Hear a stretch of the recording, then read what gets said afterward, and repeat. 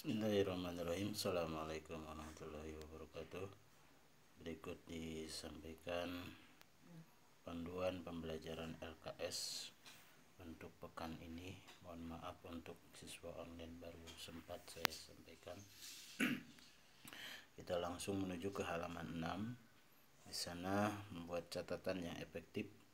Kolom-kolom yang ada pada gambar siswa-siswi silakan diisi dengan kata kunci atau kalimat-kalimat yang baru atau kosakata baru bersama artinya yang terdapat dalam teks bacaan Zaid bin Sabit pena Rasulullah.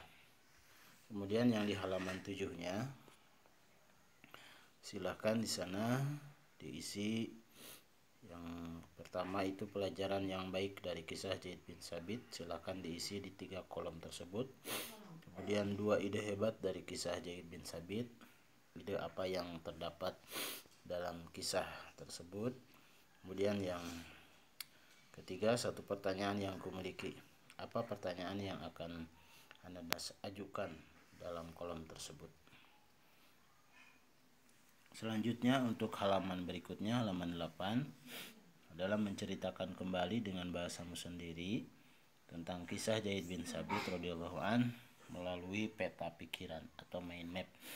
Silakan cari ide pokoknya di setiap paragraf, kemudian dituliskan di mind map yang sudah tersedia di LKS.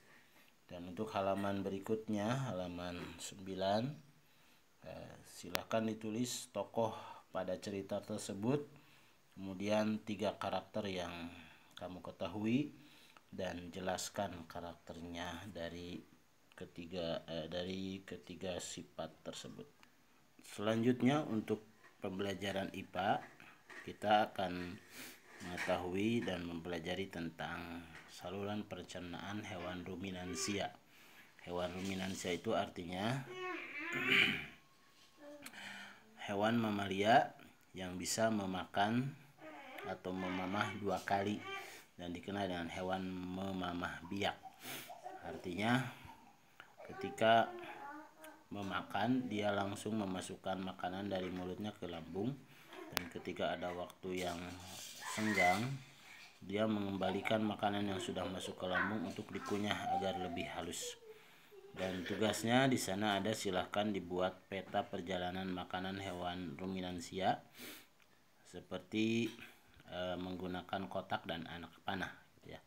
Mulai dari mulut, esofagus, lambung, usus halus, usus besar sampai ke anus.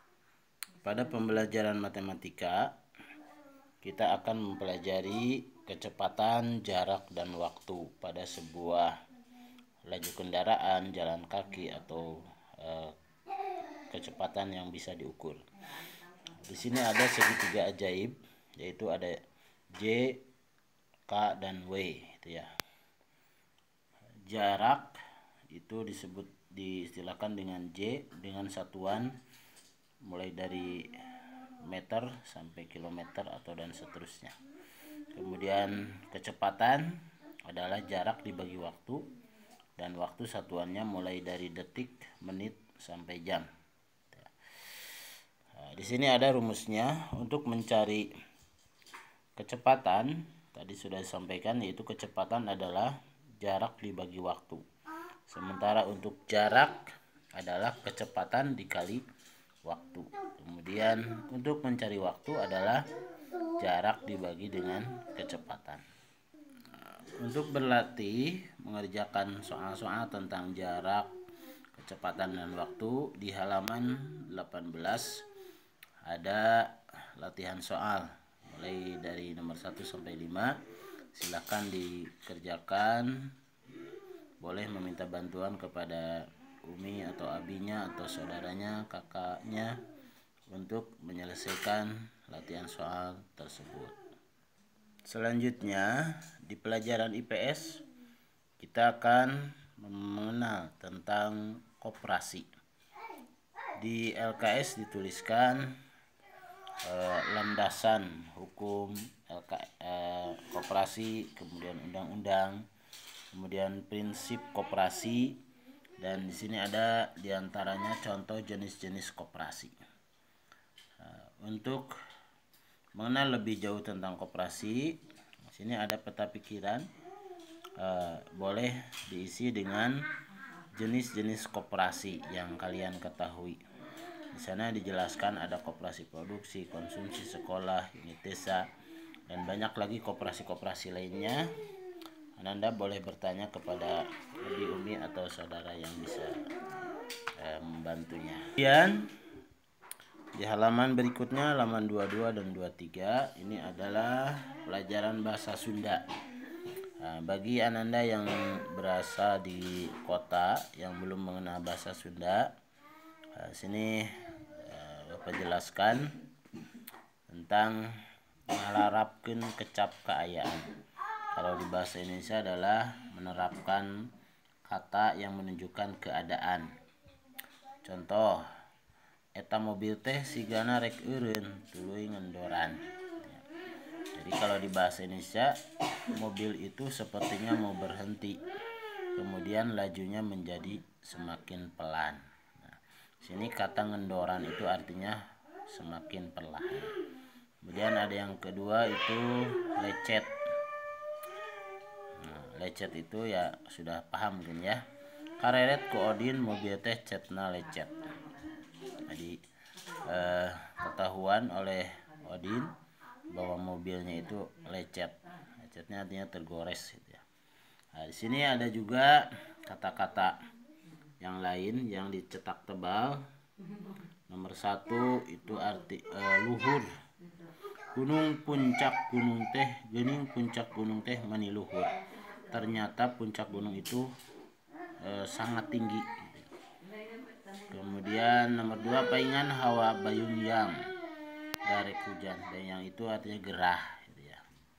Kemudian teu kudu make jaket atuh da tiris ieu. Da teu tiris ieu.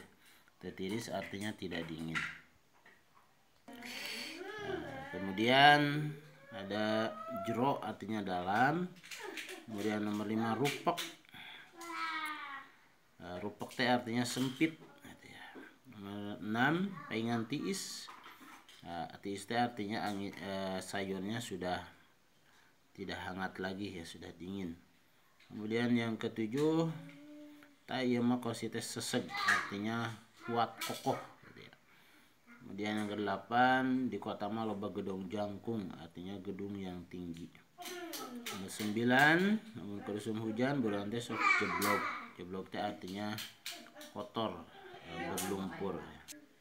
Selanjutnya di sini ada ayo migawe pancen ngarapun kecapaian. Ini menerapkan kata-kata keadaan yang sesuai dengan soal. Cukup hanya menuliskan abjadnya saja pada soal-soal yang di sebelah kiri. Contoh, angin teh mani titik-titik biasana sok jadi kasakit. Angin itu sangat titik-titik, biasanya suka menjadi penyakit. Kata angin di sini adalah menerangkan ada kata-kata yang tertera di samping kanannya. Mulai dari ngagulidag. Ngagulidag itu diibaratkan kepada air yang mengalir deras. Kemudian yang B itu ngecrek. Ngecrek itu artinya hujan terus-terusan. Kemudian yang C ngegelebug. Ngegelebug itu menggambarkan angin yang sangat kencang. Nah, ini cocok mungkin untuk jawaban nomor 1. Angin teh mani ngagelebug biasana sok jadi kasakit. Angin tersebut sangat kencang, biasanya suka menjadi penyakit. Kemudian yang D, rayod. Rayod itu artinya rumahnya sudah mau hancur gitu ya. Tidak kuat lagi, tidak kokoh tiang-tiangnya. Kemudian yang E ada ngemplang. Ngemplang itu menggambarkan air yang penuh. Kemudian F nongtoreng. Ini menggambarkan panas di siang hari yang sangat menyengat. Kemudian yang G ada penyon. Penyon itu biasanya menggambarkan kendaraan ketika tabrakan maka bodinya akan penyok. Kemudian G bocor, H bocor. Bocor itu menggambarkan wadah yang bolong yang tidak bisa menampung isinya. Kemudian tarik itu kencang, cepat gitu ya. Tarik kalau di bahasa Indonesia mah menarik gitu ya, menarik ke dalam, tapi kalau di bahasa Sunda tarik di sini kencang atau suaranya tinggi. Kemudian tarik juga bisa kecepatan, jadi kencang.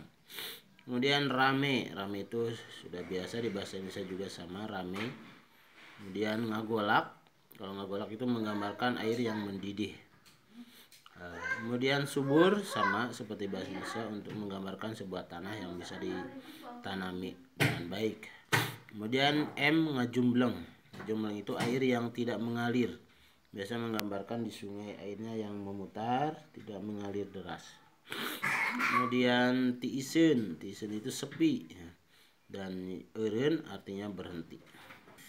Untuk penjelasan soalnya nomor 2, geus 2 poe hujan teh titik-titik wae di dieu mah. Sudah 2 hari hujan itu titik-titik terus di sini. Yang ketiga, sakieu keur panas maneh kalah mengbal. Sakieu keur panas titik-titik, padahal sedang panas titik-titik kamu malah main bola. Yang keempat, air sungai titik-titik menghanyutkan sampah ke hilir. Kalau hilir bahasa Indonesia sama ya. Yang kelima, rumah sudah titik-titik seperti ini, lebih baik diganti dengan yang baru. Yang keenam, baru juga hujan semalam, kolam sudah titik-titik. Ketujuh, kalau mau nyeduh kopi, ketujuh,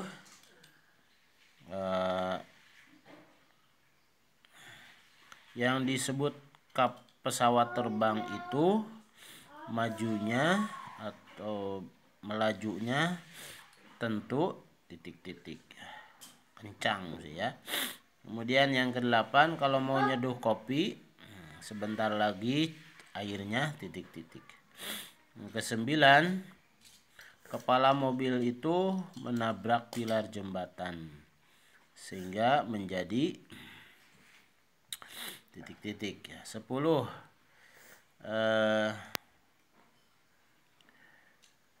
kenapa airnya habis?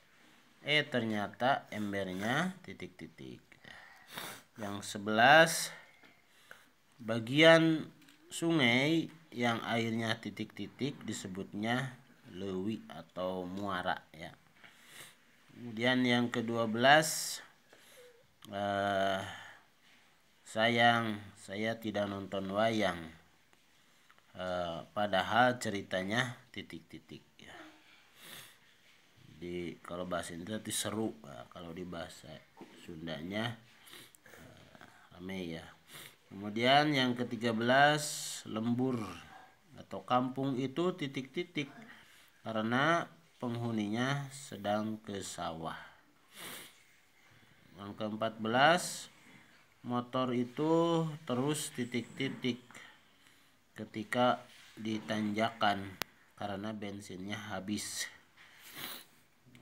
15, di lahan yang titik-titik tanaman itu tumbuh dengan baik.